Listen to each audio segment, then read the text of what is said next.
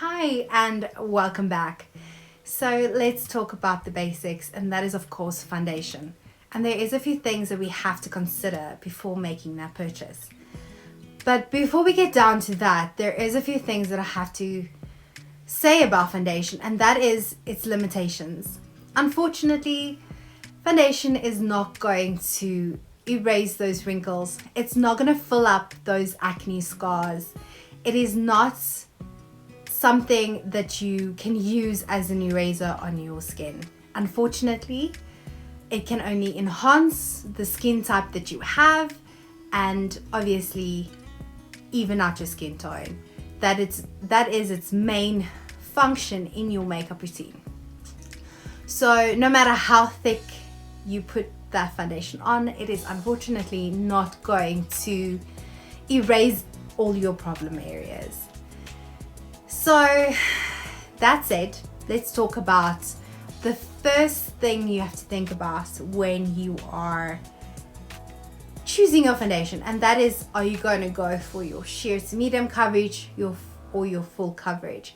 And that all depends on your makeup application. Is it going to be your long wearing everyday foundation, or is it going to be for photography or for the night out? So I generally like to go for sheer to medium. I think most people tend to only need that because you can really get an even skin tone with only sheer to medium. You do not need full coverage. Full coverage can look very heavy and it can look cakey very easily without you purposely trying to layer it on. Because of the thicker consistency, you tend to use a lot more foundation than what you need to. So once you know the consistency that you're looking for, you can go and look for the ranges of foundation that's gonna fit within that. The other thing that you have to consider, and it's very important, and that is your skin tone. Well, your skin texture. And that is, don't go for your mattifying foundations if you have a very dry skin. It's going to highlight your pores, it's going to dry you out, it's going to accentuate those wrinkles. I like to go for a little bit more of a nourishing foundation, and I can mattify that with a powder, and I can control the amount of powder I put on my foundation to get that mattifying look.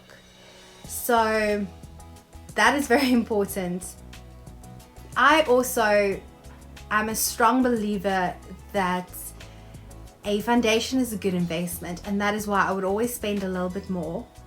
I would say anything between 400 and 700 Rand is a good price range for a foundation.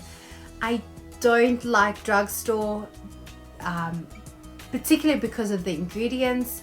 I think for something that you put all over your face and you wear the whole day, you want something that has ingredients that is beneficial for your skin. And every time that I've tried a drugstore formula, it does tend to feel a lot more harsher on my skin.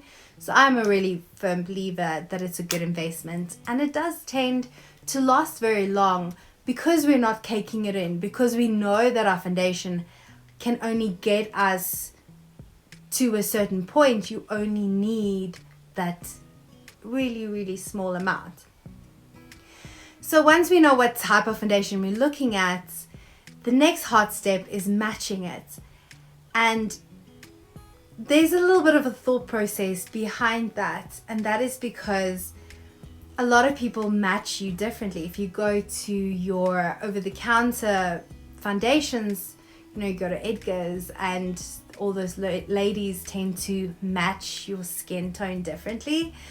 And there's no right or wrong way, but there is a little bit of a thought process behind it, and it just depends on what you want to achieve. If you want to match your face itself, you swatch it on your face.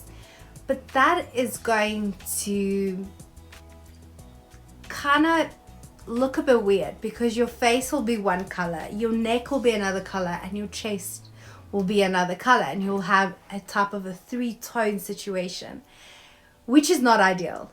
Other people tend to match it on your neck and your neck and your face will end up looking the same, but because your neck is so much lighter, your foundation that you'll end up picking will be 1 to 2 shades too light, and you will look very pale. So my favorite technique would be swatching it on the chest, so that your chest, your neck, and your face is one color. You look absolutely flawless. The other thing that you have to consider when you are matching your skin tone is that foundation oxidizes, and different foundation oxidizes at different levels. So I tend to put a drop on my chest and lightly dab it in and leave it for a few minutes just to see how the foundation oxidizes, how it reacts to my skin temperature, and that tends to either make your foundation more on the yellow side or more pinky side, depending on the temperature of your skin. So I like to swatch it and leave it, and then between the different swatches on my chest, I choose the one that naturally looks if it can blend in. And that is how I choose my perfect shade, given also that I take my skin tone into consideration. If you're more on the yellow side, make sure that there's a yellow pigment when it oxidizes. Ooh. Sorry. Or if you are more on the pink side, make sure that there's a pink hue when it oxidizes, and that will make sure that it matches and it is in your natural skin range. There is a little bit of a, do you go lighter, do you go darker? I tend to choose a shade that matches exactly my chest, because that would be a shade or two darker on my face, because my chest area generally gets more sun, because I tend to mostly put sunblock only on my face and not on my chest, so they're always a little bit of different color. So I know that if I match to my chest, I will be a shade or two darker in my face, which looks very natural. But if you are a very tan person and you, let's say 3 to 4 shades darker on your chest, I would go 1 shade lighter, just to make sure that it is not too much of a contrast on your face itself. So I really hope that this gave you a little bit more of a background into choosing your foundation, and that this will help you in your next venture when you go to your Edgars to go make that all important purchase. I hope you enjoyed this video, and until next time guys, bye.